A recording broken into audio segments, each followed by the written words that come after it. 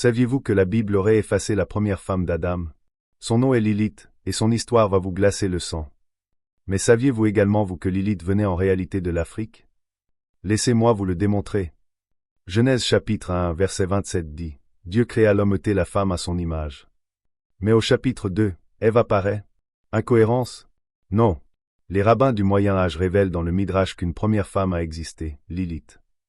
Ce texte juif du 8e siècle dit qu'elle fut créée comme égale. Mais quand Adam exige qu'elle se soumette, elle prononce le nom secret de Dieu et s'envole. Avant la Bible, les Sumériens craignaient les Lilitus, démons féminins qui volent la nuit.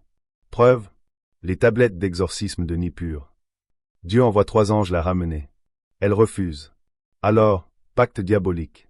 100 de ses enfants meurent chaque jour. En échange, elle devient un démon qui tue les nourrissons non protégés par des amulettes, comme la Kamsa. L'Église a effacé Lilith car une femme libre faisait peur. Mais aujourd'hui, les féministes la voient comme une icône, revue Lilith depuis 1976. La Kabbale en fait un esprit complexe, demi-déesse, demi-démon. Nous rentrons en scène maintenant. À l'origine pas de voyelle.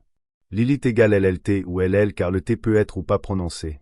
Vous êtes armés pour la suite. En Linegala, Liloto égale rêve, elle visite les hommes la nuit. Molili égale obscurité, Elili égale fantôme. Comme le Strong 3917 en hébreu occidental qui la décrit comme un spectre de la nuit. Les liens sont trop précis pour être un hasard.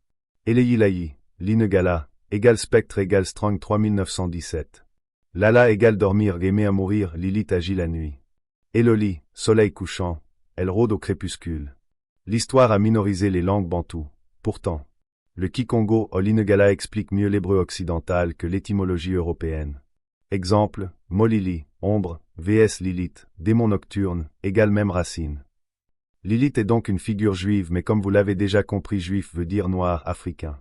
Les Bakongo appellent les esprits Bilima, proches de Lilim, enfants de Lilith en hébreu occidental. La diaspora a gardé ces mots. Lila en swahili égale nuit. Voici nos sources pour ceux qui aiment lire et chercher.